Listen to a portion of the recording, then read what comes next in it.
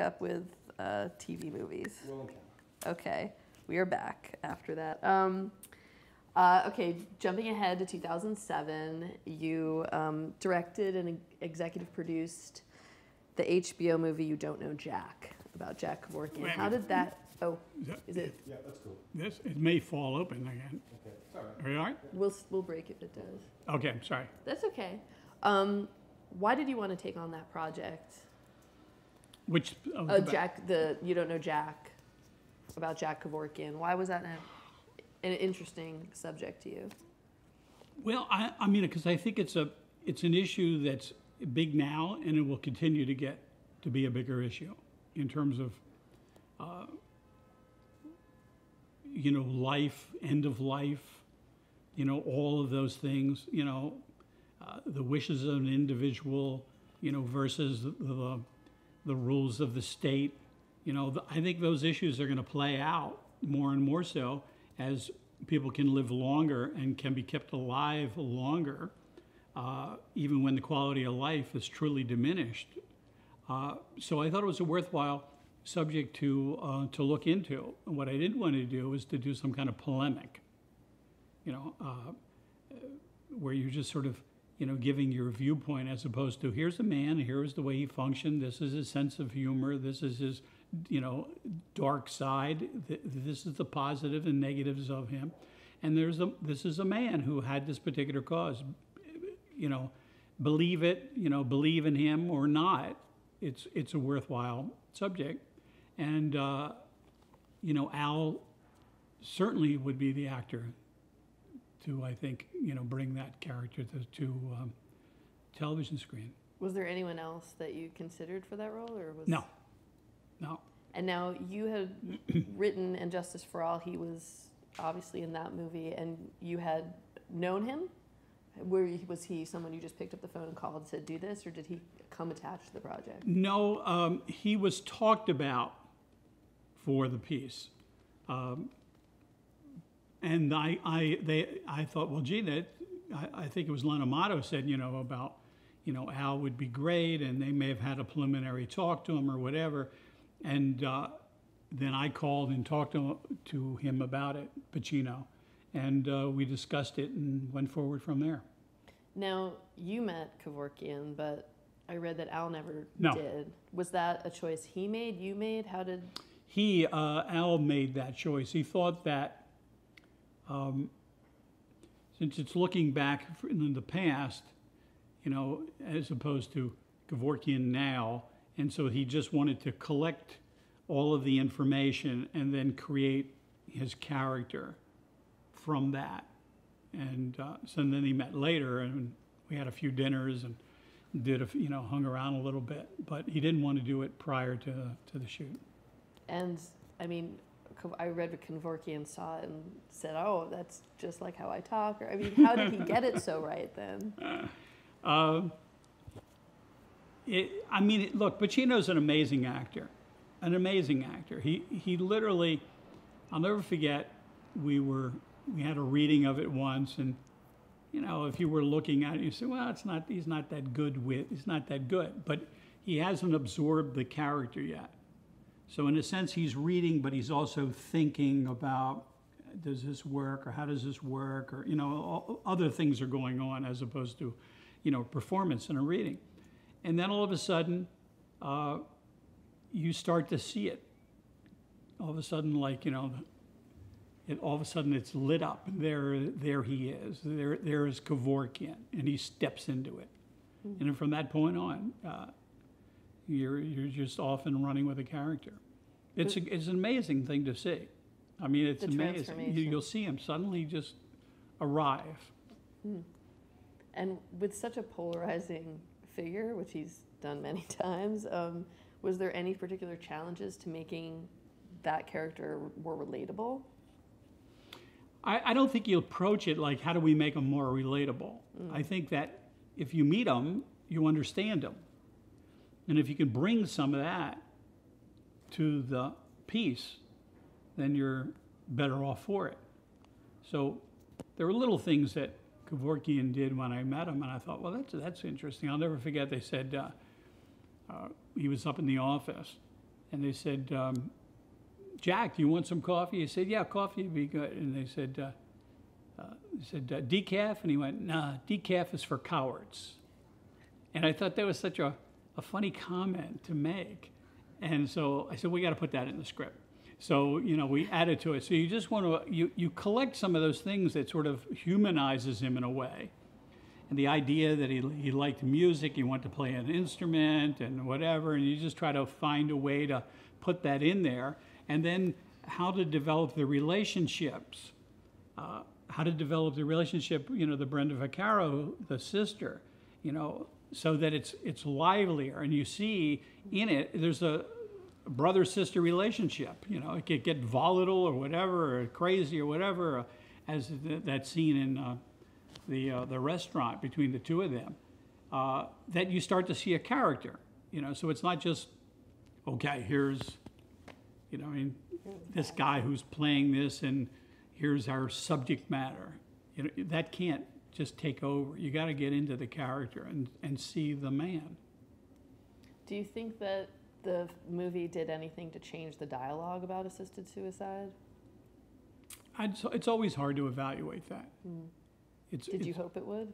Well, you hope that you're going to sit down and discuss it as opposed to saying no. You know, I think you'd like to put that forward, and then you don't know what's going to happen. You don't know how it'll evolve, but it's it's not going away. When you hear stories of, you know, so-and-so's mother's in a hospice, you know, and, you know, she doesn't know where she is and whatever, and she can't eat, but she stays alive and she can't remember anything, or a father or whatever, or a grandmother, or what, I mean, those things go on all the time. So that's a discussion to be had, you know? And it's a personal discussion. It's not an edict of it has to be this way or that way, but it is part of, you know, the humanity and how we see things and what will ultimately evolve from it. That's all you can do. You can't say this must be this way. That to me isn't as interesting as here are these aspects. And at the same time, you got to focus on the character and how he thinks and how he acts and reacts and get inside that. And did you meet the families of the ones that you portrayed in the film? No. You didn't? We had a lot of video of a Right. bunch of different things, which we did look at. Right. In terms of how you choose projects, you know, at this point in your career, what is it that really attracts you to a project? What is the... I don't know. I don't know what that is. I just know certain things stick. And I don't know that you can say, well, I want to do a movie about, or, you know what I mean, or a TV thing about, it's certain things kind of stick around and then you just want to go that direction. In 2013, you executive produced another biopic, Phil Spector, that was written by David Mamet. And was he already attached as a director? Do you have any interest in directing that yourself? I would have liked to. You know, David wrote the piece, and he wanted to direct it. You know, which, you know, he wrote it. You know, I mean, you're not going to say no, you can't. You know, you're not going to. You know, he wrote it, and he wanted to direct it. And as a producer, you know, I'm going to basically support him in that regard. But if you say what I have liked, it's one of the projects I would have been fascinated by because I think the Phil Spector character is interesting. But I do believe that the writer, if he has the passion to direct it, and David's directed before, so it's not like it's going to be the first time he's ever directed a movie. So he has been a director and he wrote it and he's got a passion to do it, and then, you know, that's the way it'll, you know, you go down that road. So as a producer, all you can do is try to, you know, service the director and take care of some of the issues that'll come up. What's your experience been with HBO in terms of doing these television movies as opposed to a feature film? Is it the same process for you? Are there different kinds of limitations, less limitations? Budgetary? I mean, anything? I mean, it's simpler in a way. I mean, HBO, you know, Len Amato basically runs the film division. I've known him for a long time. There's a shorthand on it, you know. we can argue over things or whatever. And, you know, it's not like I don't want to say this or whatever. I mean, we've known each other, so we can go through the arguments over various things and come out the other side. And the reality is they're going to do projects that feature films won't do. You know, I've been saying this for a long time. Movies about people basically don't get made theatrically. We don't make that anymore. You know, you can't say, well, it's a story about this guy and his wife, and there was a television. You know, I mean, it's like already, you know, 4 sentences in, it doesn't have enough sizzle. So you're not going to go down that road. So basically, movies about people are not going to be made theatrically. They have to have sizzle, and you can almost, if you go to the movie theater now and you watch the trailers, and there's about 15 minutes of trailers, and it's like one explosion, or if there's not an explosion, there's something that sounds like an explosion just off of a line. Well, I'll get them, boom, boom, you know, so everything is like heightened, it's all that way. So you can't have certain movies are just pushed out of the marketplace. It just cannot exist anymore. I was saying to someone about Paul Newman, I said, Paul Newman was a giant movie star. Paul Newman made studio films. Big, right? Let's look at his entire filmography. What movies would they make today? You say, would they make HUD? No. Would they make The Young Philadelphian? No. Would they make Butch Cassidy and the Sundance Kid? No. You know, I mean, it's too sort of fanciful. It's why they're not making that. And so you can go down the list, one movie after another that they wouldn't make, that he did, that he had great success with, they wouldn't make. There's only one movie that I believe in his filmography that they would make again, and that's Towering Inferno. Right. And so there's a man's entire career, and you say, what about From the Terrace? No, that's not. You know what I mean? So basically, he made this huge career. It wasn't like he was making films that nobody would see. These were studio films. You know, Cool Hand Luke. They're not going to make Cool Hand Luke.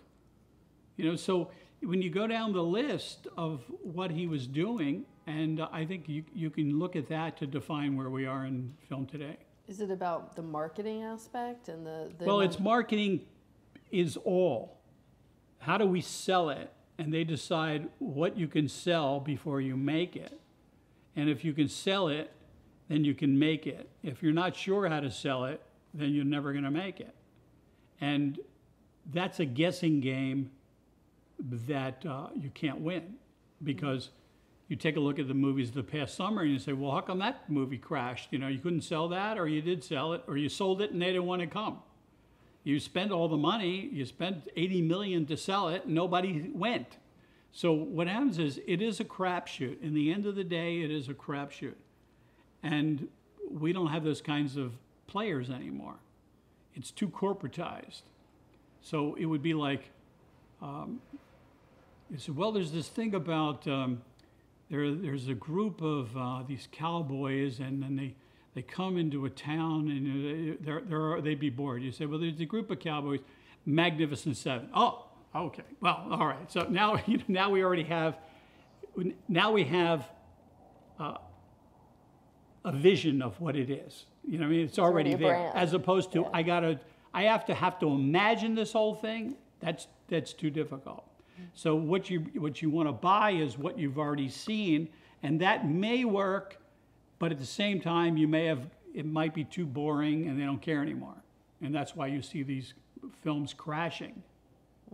But not crashing because they cost $20 million and they crashed. They cost $150 million minus marketing and they crashed.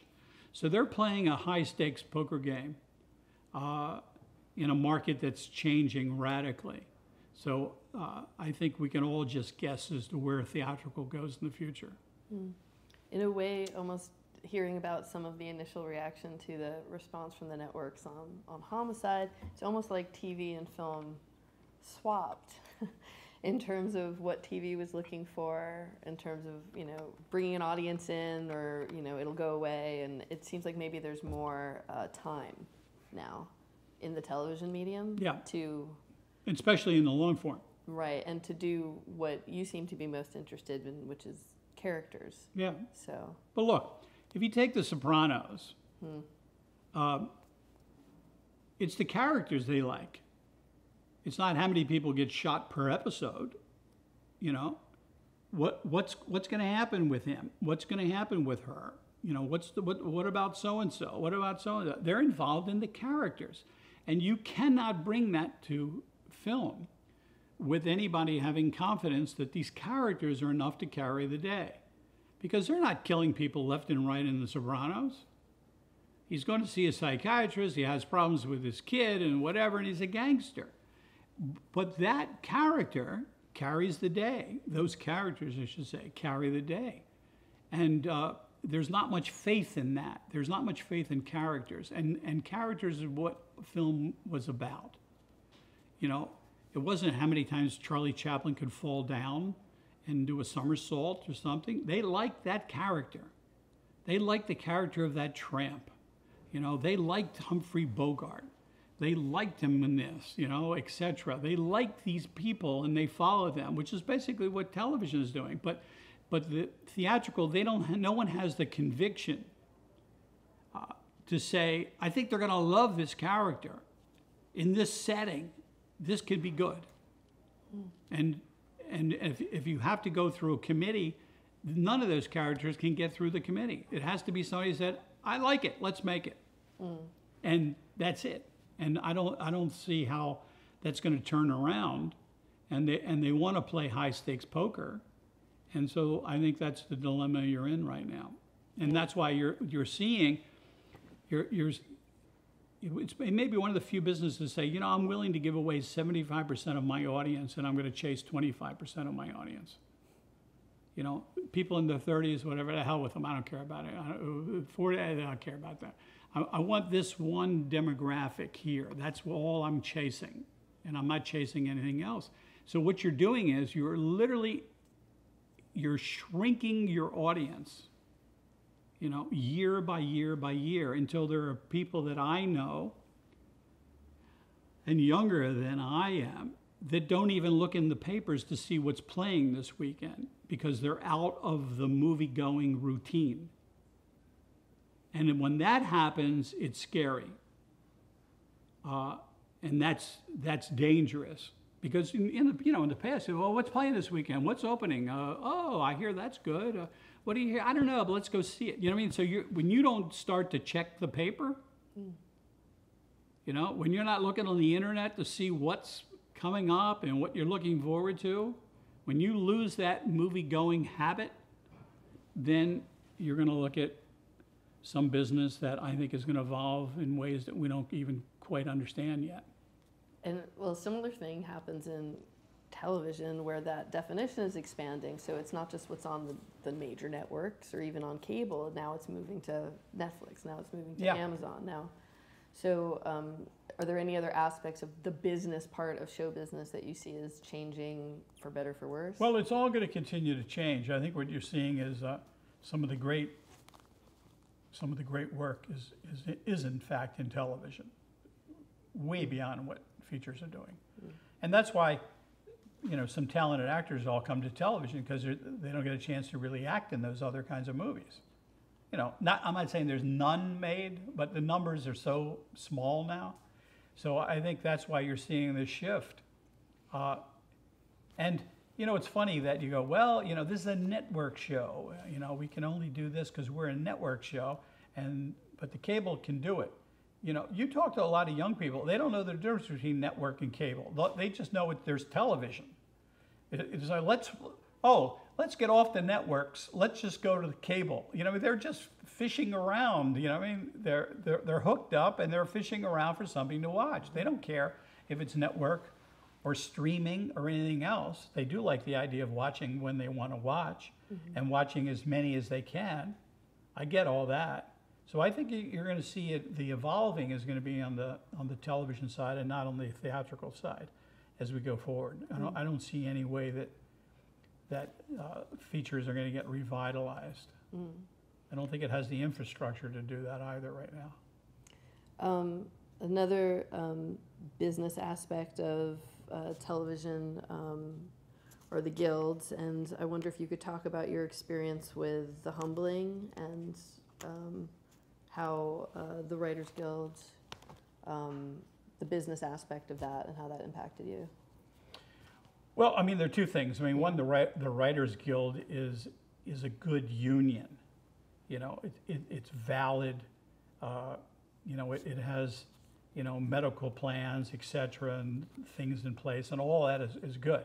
In the area of judging who contributed what in this so-called arbitration they do is a disaster. It is completely a mess. And if you talk to people who go through it, they'll, you know, almost no one will say, oh, well, that's a great system. It's not a good system. What is frustrating about it is they keep saying, well, it's not a perfect system, but it's the best we can do. And you go, well, that's not really a good answer. It's not the best you can do. This is the Writers Guild. If the writers don't make a better effort, if you don't come up with a better way to evaluate someone's work, then you are not serving the writers properly. Will it be imperfect? Yes, but it is a mess at this point in time. I mean, look, my first time being angry with the arbitration process didn't even include me. David Mamet was brought in on Wag the Dog. It wasn't even called Wag the Dog. That was the title he gave it. And there was an existing script, there was an existing book, and in this case, I got involved, you know, with De Niro and Pacino, and I said, I don't think that those things work. I think, and I laid out some ideas. They said, well, that sounds interesting to us, and that led to David Mamet. And I had conversations with David about what this could be. And then he wrote an original screenplay. And he was given second position, not first position. And there isn't a word of dialogue, nor is the story anything like what was existing in the previous screenplay or in the book. The whole idea of the president having sex with a Girl Scout and the scandal of it and covering up is not even part of the other screenplay or the book. That's David Mamet. That's 100% David Mamet. There is no arbitration that would say, well, he should be in second position. And I thought it was scandalous, you know. David went, oh, well, it's the, you know, what are you going to go do or whatever. But I was furious, and I called up. I said, you got to do better than this. I mean, there's not a word, you know, and to have him in second position doesn't make any sense. What does that actually mean to people who might not know the importance of first and second? Well, the first position is generally the person who is the person most responsible for what is on the screen as a writer. That would, to me, is what first position is. The biggest impact, it should be the first person. The other, someone else who may have written on it, could be afterwards. So say somebody writes a screenplay and they think it needs some additional work, and someone comes in and does it, and they might be in the second position or third position if you have that. But not a person who basically created an original screenplay and then gets second position because that other person wrote a screenplay, but that has nothing to do with the movie that was made. I thought that was, and I spoke to them about it just from the standpoint of being, you know, a writer in the Guild and being a member for a long time. So this is a real injustice, you know. You have to find a better way to do it. And then, of course, as it comes back, you know, 15 years later or whatever, when I did The Humbling, of which there were other writers, but I thought in that situation, because of all the changes we had to do to reduce the budget, which originally was going to be like 12 million, and then doing it for $1.9 million and changing all of the things. And then I started writing to do this and that, and then started changing and adding whatever. I thought, well, I have never taken a screen credit in all of my years as a director, that no matter what I may have done, you know, in those pieces, I never took a credit. In this case, I thought, well, you know, I should probably take a credit because they did so many different things to this to ultimately bring these characters in this situation. And the arbitration said, no. and you go, well, I don't understand that one. You know, I mean, you go, so I can give you 50 different things. I just thought it made no sense to me. Again, it is not a, it was this kind of false, here's our guild rulings, like they really went through it. You know what I mean? They go, oh, okay, yeah, those people get it, you don't get it. Because you're a director and they have a animosity to the idea that the director should get a credit. So there's that aspect of it, but that's not going away. But they can do better in making judgments on who should receive certain credits on it. So because of that, I thought I can't deal with the Writers Guild anymore in that regard.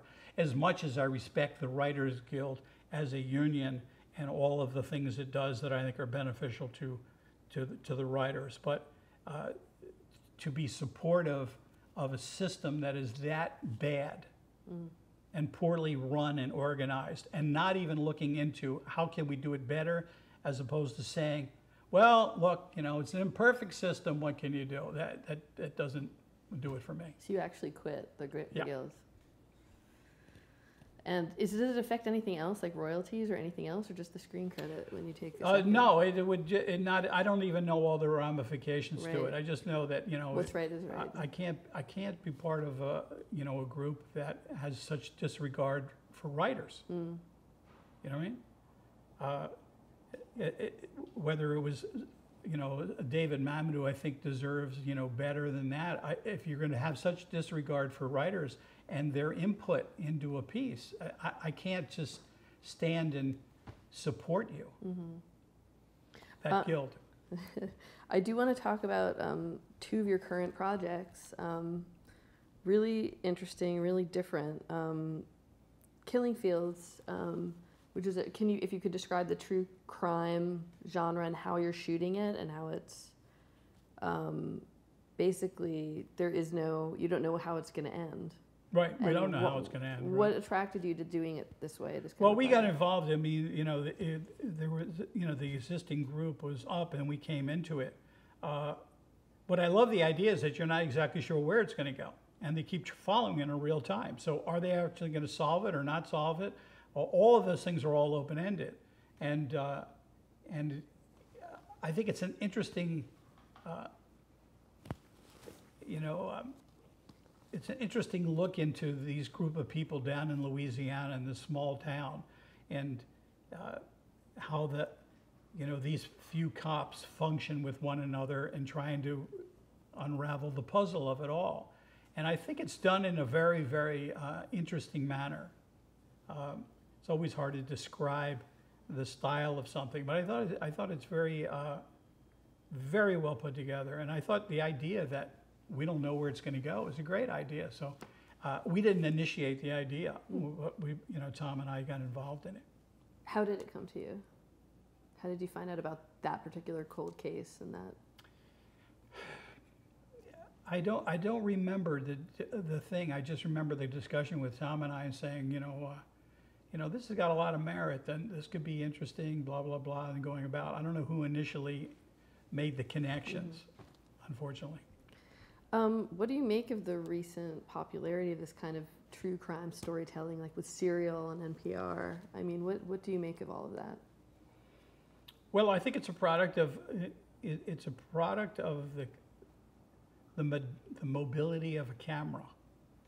You know, it's like the invention of that you could be that mobile, and untethered, and you don't need all the lights and the things and the whatever, and you can just run with something, that was once reserved for,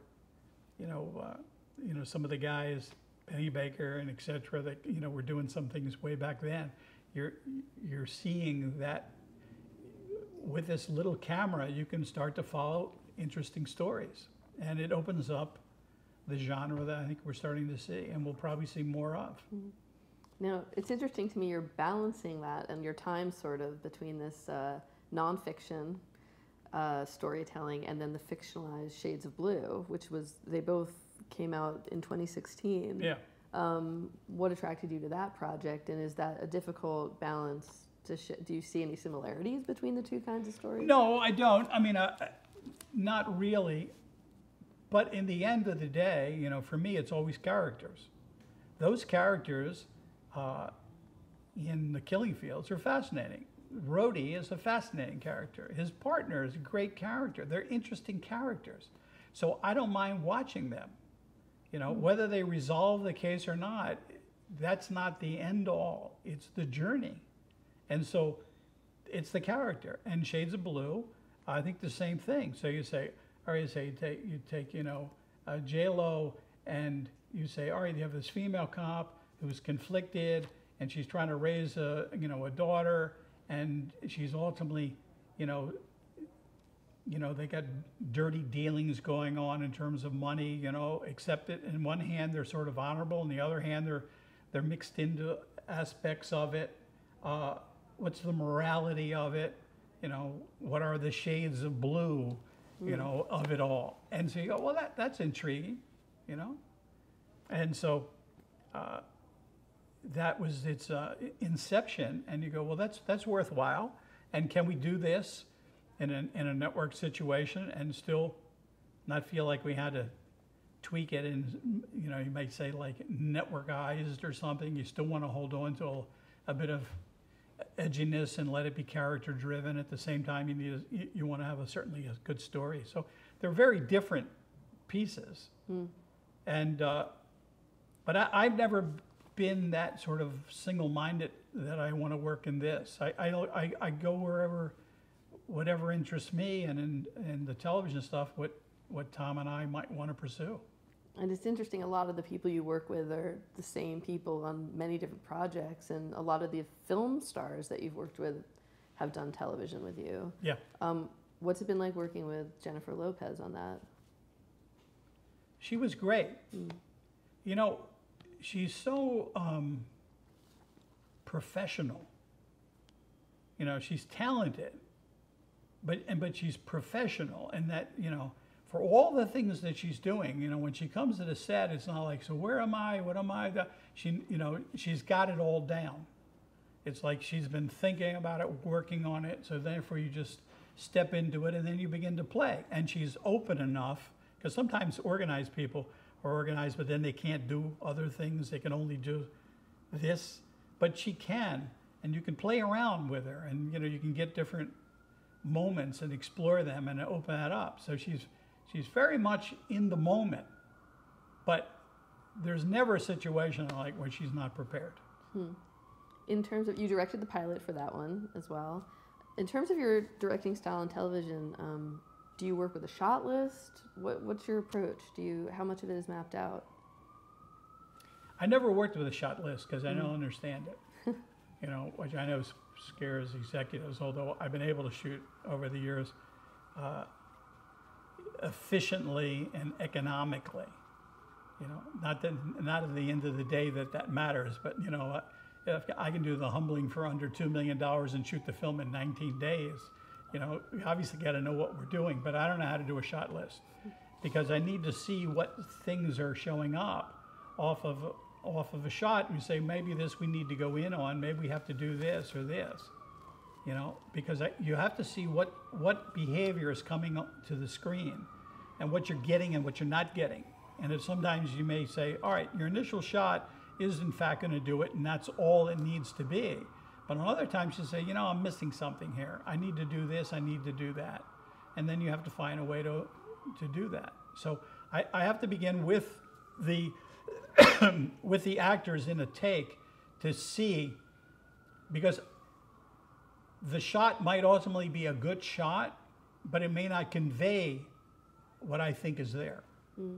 So therefore, you'll add or subtract. You may say, you know, we're not going to do any better than that. This thing plays so well, let's just leave it alone and move on. We don't need to beat it to death. It's good. It works. Do you think your own background starting in acting and improv informs the way you direct actors? Yeah, absolutely. I think you have to understand, the insecurity of it all. And you have to basically be able to build a certain confidence that you can try something. You know, not rather than, I don't know if I should do that or whatever, you know, because then you begin to, then you're going to work in this narrow band. And so sometimes you say, maybe there's a little thing here or there. So if you can build a relationship, you know, of trust, then that's a key aspect. And if you need to do a little improv with it, okay, then you'll bring that to the forefront. If it'll work off of the actual words on the page, and that's going to take care of it, then that's where we're going to go. But I'm never rigid enough to say that we can't try something. You know, the worst thing that happens is, all right, that doesn't work. It didn't work. You know, it's not like, oh, I don't know, that didn't work. Maybe we should never try anything like that again. You have to be able to, you have to make adjustments. And what happens is, the reality is, things are going to evolve.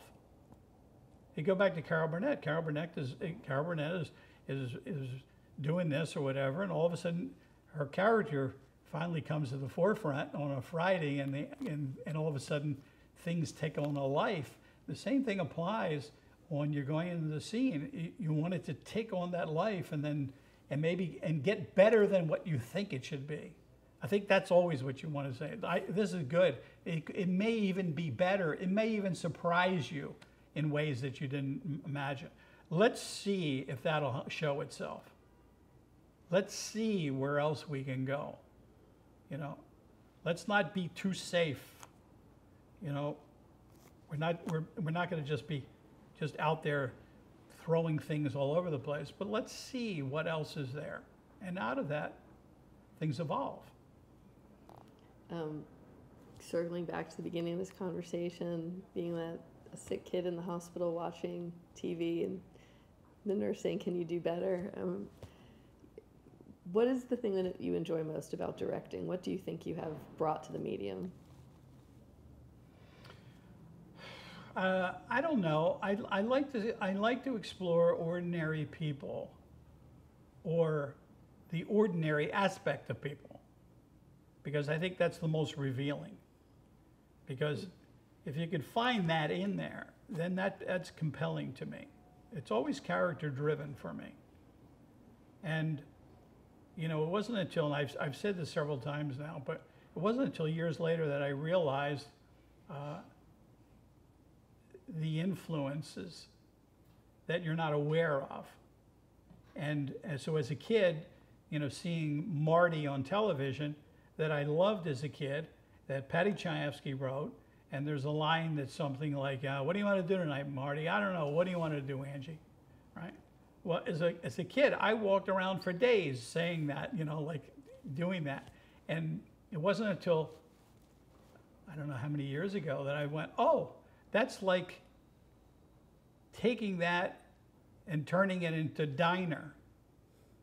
You know what I mean? Because I don't remember the story of Marty. I was too little and I didn't really know. But I love that. I love that little exchange. It was so ordinary that it was special to me. And so that, in a sense, was Diner. So ordinary. You gonna eat that? I'm not gonna eat it. Whatever. All that kind of nonsense talk about whatever they're talking about. The nonsense talk that talks about, that explains relationships without explaining a relationship, and that carried through a lot of things I do.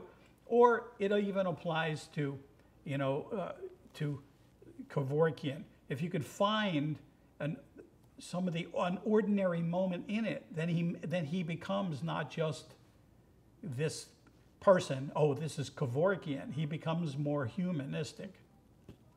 That if he says, you know, you want coffee, decaf? Nah, for cowards. You know, I mean, it's so ordinary in a certain way, and that it gives a little extra life. So if you can find that, that's what fascinates me. You know, you have to find a way to entertain an audience, and sometimes you try to do it with a sleight of hand that you don't know when they watch it that there's a director involved. That's what I loved about some of the old guys. You never could see their hand. They just did it, and you watched and they did it, as opposed to sometimes nowadays it's like, there's a little bit too much for my taste of, look at me, look what I'm doing. When I look back in a sense of some of the moments of William Wyler, or George Stevens, when they just created a scene and you just are not aware of any cuts or anything. There's the invisible hand. That at times is really quite amazing. If you can just give it to the people out there, television, movie theater, whatever, just an invisible hand, and yet pull everybody into what this is about, these characters.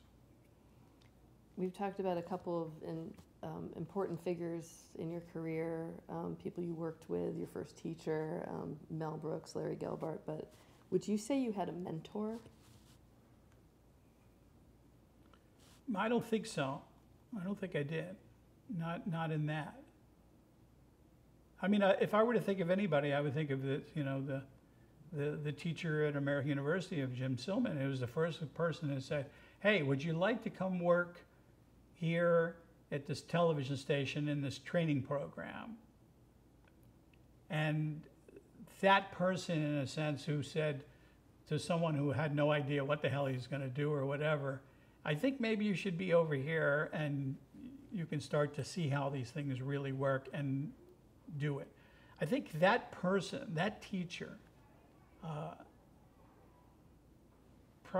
opened up the door. And then all of a sudden it was like, whoa, look at all of this, look at this. Look, how do these things work? How do you do this? What about if you did this with that? Here's a puppet with a song. And how about if you know what I mean? And that first step that a teacher had said, "Here, why don't you come over here and work?" That may have been, that's the key step. Is that one of the reasons maybe you wanted to teach yourself? You've taught some classes, right, on screenwriting? Yeah, I mean, I did. I mean, I would speak to classes and things. I never did a whole course on anything. I never think of myself as the teacher type, I guess. I was so bad in school. It's hard to envision myself as being. I was so terrible in school that I could hardly pay attention. I could not focus on what was being said. That for me to ever even think of being a teacher would seem impossible to me. What would you say is the best advice anyone's ever given to you about any aspect of this business? That's a good question. I don't know what the best advice would be. And I think it probably, because there's a whole lot of things that a lot of people tell you, and somehow it gets into your head and you don't know who said what, I think you have to understand in the nature of this business is that it is a perpetual, I guess I would use the Mel Brooks analogy of being at a preview of your film and the barometer and going, good, good, you're out of the business. Good, good, you're out of the business. And that will basically be a part of almost everybody's career. No matter how much they love you, they will not love you. No matter what anything is, there will be times where what you do is accepted, and there will be times when you will be, thought of as someone who doesn't know what the hell they're doing. And that is part of the nature of whatever art is. And I think you have to classify this as some form of an art, even though you're working with many, many people, and a lot of people have to contribute to it. But that is the nature of it. So it's like, what the hell was that thing? And all of a sudden this is celebrated and this is not. And that is part of a career, otherwise you can't survive. And some people can't. Some people can't come back from being rejected over a particular project. It affects them, and I can understand it, certainly. But that's part of it. You cannot go through a career with having the ups and downs and the applause and the boos. It's all part of it.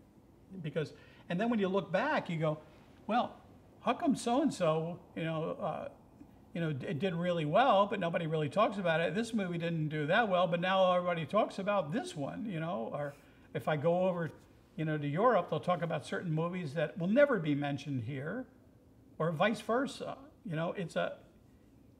It's what you do, and there's a time when you're going to hit it, you're going to miss it, you're going to hit it, you're going to miss it, you're going to be a little too far in front of ahead of the times, or just be dismissed because you go, I've seen it, done it, or whatever.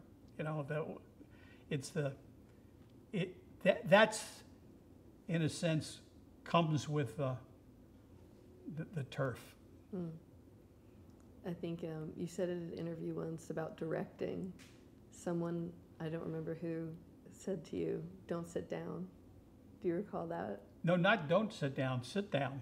Oh, sit down. Yes. Yeah. Make sure you sit down. So you don't. So what's the ramifications of being not? as if you're standing on your feet all day long, you're not going to sustain it. It's a long race. So you better take some breaks. Otherwise, you might just. Otherwise, you're going to wear yourself out, and you're not going to stay on top of your game. Okay. Right. That would have been someone who said that. Is there anything that you wish you would have known, or advice you could impart to an aspiring writer about who's just getting into the business now? Anything you wish you would have known about? I don't know. Look, I had one of the great experiences of my life when I did The Wizard of Lies last year with De Niro and Michelle Pfeiffer. And my son Sam did the screenplay. And when I got the screenplay, the initial screenplay, and I didn't think it really worked, but I liked the idea of what it was. And I spoke with Len and with De Niro and Jane Rosenthal, and I told some ideas. I said, let me get something together on this whole thing here, and so let me put something together. So I went to Sam, and I said, here's what we're going to do. And we talked about the thing, and then he'd write some pages. We discussed it. We wrote about 20 pages. And so I gave it to Len Amato, I gave it to De Niro and to Jane. And they went, oh, this is good. This is good. Now this is exciting. I said, okay, so now let me just tell you, I didn't write this. My son Sam did. And, Bob went, because Bob knows Sam only from a little kid, when he was a little kid, And he said, it's good, the way Bob is. Yeah, it's good. And so everybody, agreed, and then Sam came on and wrote, and we, worked on things and back and forth, et cetera, and he was there during the shooting, and we added some scenes and tried some stuff and experimented. It was like a great experience. And so that's one of the great things. And I had told him, I said, look, in the nature of it, there are these things where you'll find all these bumps in the road, and that's all part of the, process. It's you don't have that sort of road that's being paved before you get to it. You know what I mean? You just don't know. You just have no idea. And but here's the thing about it all. In the end, I can't imagine of having a better time, of being more excited at the possibility of what else you can do. I don't watch films that I've made in the past just to sit and watch them. I could hardly do that because it's done and there's nothing to do. But it's like, there's nothing better that you get ideas in your head and you try to bring it to the screen, big screen, small screen, doesn't make any difference. That if you can bring that, and that doesn't mean I have to write it, but if some other writer, at some point, I got to make it as close to me as if I wrote it, because otherwise you're not connected enough to put it up there. But to be able to play with, ideas and dreams in your head and bring it to, life, it's a whole lot better than working in my father's appliance store, trying to discuss it, the refrigerator. Is he still trying to sell you on that?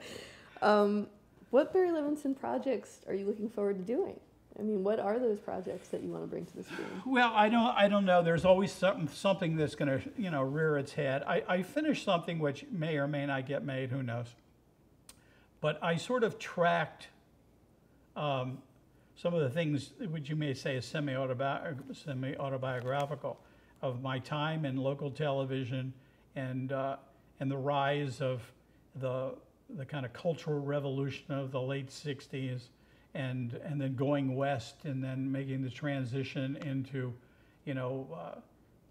acting and the writing and all of the things that went on and the rise of, of the singer-songwriters and the music and that whole kind of collision of culture and the arts of it all and the drugs of it all as a piece, which I wrote as it's like a 300-page script. So it's like 7 hours of something. So I just wrote that up and I'll see if it ever finds a home.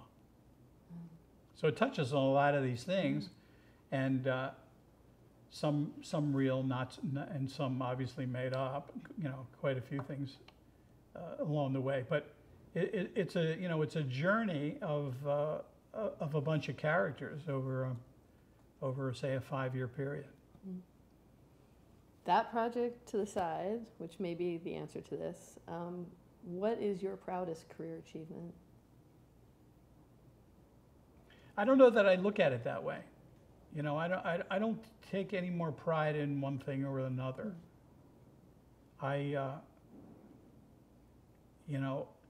think Rain Man, in the idea that it was the first film that really created the awareness of autism and put it on the into the language, and what it was, because I remember getting a letter from a mother of an autistic boy, and she was saying that the film, by saying autism, that I'm finally able to say what he has and people will understand, because I was always trying to explain his condition and I never could explain it and no one understood, and that the film defined that, and then the awareness came from it. So that's always a byproduct of a film you make, is that somehow this is autism. This is what it is. And to the mothers and the fathers, to the brothers and the sisters of an autistic, kid, it's now clear, where before, it was sort of ill-defined in a way. And so the awareness that came from it, but you can't predict any of those things. Right. You can certainly say, I'm glad that happened, but you can't aim for that. All you can do is try to hold somebody's attention for X number of hours and try to take them on some kind of a journey. Right. That's the best you can do. That's actually, I was going to talk about the Bay, but that reminds me of that project originally came to you as a documentary to do something about the pollution in Chesapeake Bay, and you said no, it's better as a fictionalized feature. Yeah. But do you think that still has an import and an effect on encouraging the dialogue about shining that light on a topic that people don't know about through that medium? Well, I think all of these things sometimes can shine a light. The question is, how many lights are out there and how many lights do we pay attention to? You know what I mean? So you just don't know. Look, there's a lot of things about, global warming, global change or whatever, and you still have a lot of these people that keep saying it's nonsense or whatever, and you keep showing the documentaries and the things, and slowly maybe people begin to, for it to come around, but it's not like, now we understand. Nothing happens that way. It's a slow, arc in terms of sometimes things that are informative. It's very seldom does a piece of information explode and everybody gets behind it. By nature, whatever it is already going to be broken up politically. It's odd that science gets so divided now, you say, look, no, it's not clear. So we'll argue any particular thing as opposed to this is what, these are what the facts are. So that kind of change in terms of certain documentaries and trying to bring things to light, they don't necessarily break out right away, but they may have an effect over time. Do you have any career regrets?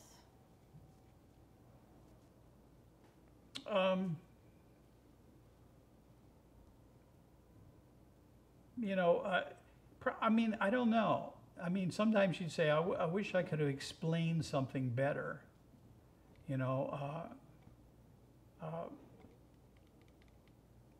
and you know, I'm sure in the mix of it all, you know, I don't think I have great regrets in terms of what I was doing. I tried to do what I could. I never took a project because I thought, oh, this is a lot of money, I'll do that. Or I never took a project because I thought, well, this will be a big hit. You know what I mean? There's no way you're going to do Rain Man and say, oh yeah, this will be a big hit.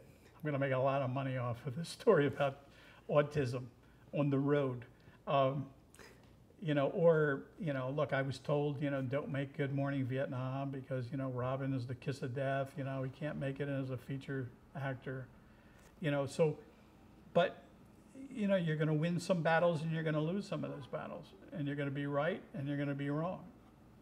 And nothing can change that. You know, that's just part of it, because I don't know how else you do it. You know, you could put in all the safeguards you want to suddenly be a success, and it still may fail.